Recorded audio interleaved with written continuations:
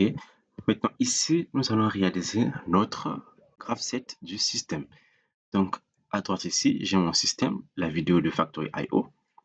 Donc, nous allons commencer par réaliser le graph set. Comme tout autre graph set, nous commençons par l'étape initiale. Donc, je vais glisser une étape initiale. Ici, voilà. Ensuite, une transition, très obligatoire, parce qu'on ne peut pas quitter une étape vers une autre sans passer par une transition. Ici, qu'est-ce que nous remarquons? Nous n'avons pas démarré le système. Donc, le système est démarré si nous avons une caisse sur le convoyeur. Et cela est détecté par ce capteur ici. Donc, la transition qui sera ici pour démarrer notre système doit être ce capteur qui est en train de détecter la position de notre caisse. Donc, qu'il est présent. Donc, si le nom de ce convoyeur, vous voyez, j'ai fait une capture d'écran de Factory.io. Donc, il y a des noms ici, on va les utiliser. Donc, le nom de ce capteur, c'est Item Ready. Donc, la boîte est bien présente ici au niveau de notre convoyeur. Donc, nous remarquons aussi que ce capteur est normalement fermé. Vous voyez, c'est normalement fermé. Donc, dans notre graph set ou notre ladder, nous devons mettre aussi un bar pour dire un nom. C'est-à-dire, nous n'avons pas encore détecté. C'est parce que si nous ne mettons pas un bar, si le contact est ouvert, il va automatiquement faire passer. Donc, nous devons mettre un bar. Comme ça, si la caisse arrive au niveau de ce capteur, il va faire passer le courant. Donc, comme j'ai dit, nous devons mettre ici ready. Donc, ready ici. Donc, on va écrire la transition item ready ici. Voilà, ça charge. Un petit bug. Voilà. Donc, ici, on va écrire la transition. Comme je dis, on va mettre le bar. Donc, item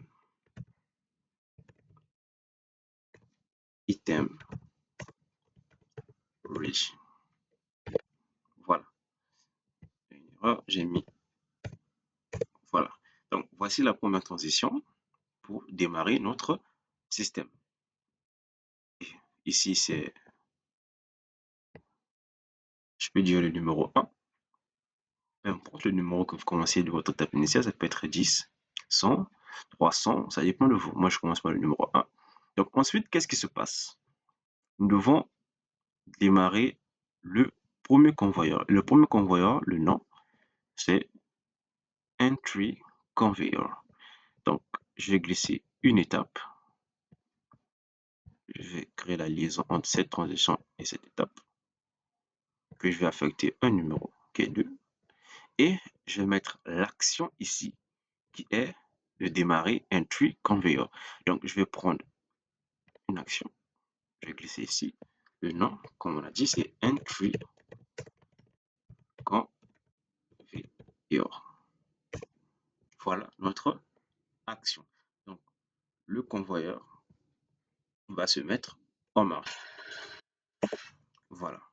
Donc, le convoyeur se met en marche. Maintenant, si notre caisse arrive au niveau du deuxième capteur, dont le nom est at entry.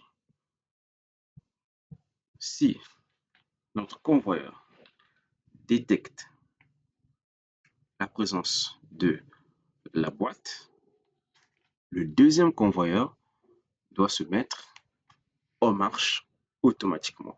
Donc, la transition ici, je vais mettre une liaison entre cette étape et cette transition que je vais nommer, bien sûr, comme j'ai dit, le nom c'est at entry. Et nous remarquons aussi c'est un capteur fermé, donc nous devons mettre le bar. Donc, dès qu'on détecte at entry, dès que la boîte arrive au niveau du capteur at entry, là, nous démarrons le deuxième convoyeur tout en gardant le premier convoyeur actif. si c'est pas actif, ça va caler, c'est-à-dire ça va coincer vu que on pourra plus avancer ici. Il y aura une partie. Vous voyez, si je démarre celui-là et j'arrête là, vous voyez encore cette distance que la caisse n'a pas encore traversée totalement. Donc nous devons démarrer encore le premier convoyeur et le second convoyeur. Le second convoyeur, le nom, c'est Buffer Conveyor. Donc ici, je vais glisser une étape, faire une liaison entre les deux, glisser un numéro, ajouter une action dont le nom est Buffer Conveyor, mais nous devons d'abord continuer à démarrer Entry Conveyor. Donc, il y aura deux actions au même moment, Entry Conveyor, et encore, nous démarrons un convoyeur, comme j'ai dit, qui est Buffer Conveyor. Donc ici, je mets, voilà. Donc nous démarrons les deux convoyeurs. OK. Lorsque nous démarrons les deux convoyeurs, dès que la caisse quitte le champ de détection de ce capteur, vous remarquez quoi? Le second convoyeur s'est arrêté. Donc ici, nous devons glisser un front négatif, c'est-à-dire un capteur qui va nous fournir l'information 0. Donc le même capteur, quand il est détecté, il fournit l'information 1. Et lorsque il va quitter la boîte, va quitter le champ de détection, il va nous fournir l'information 0. Donc on va glisser ici. On va glisser ici une transition.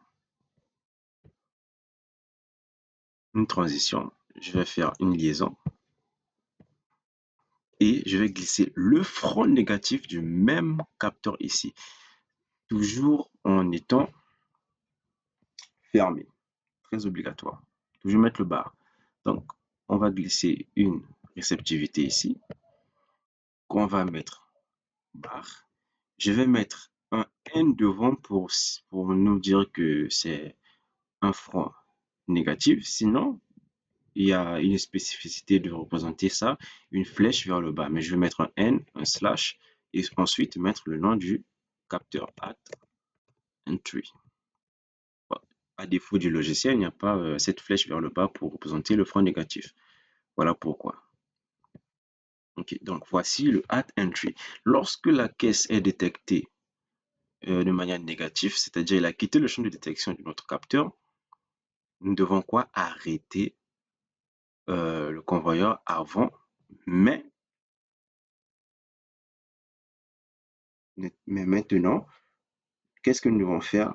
Nous devons faire un comptage et au même moment continuer avec l'avancement du premier convoyeur. Comment faire cela?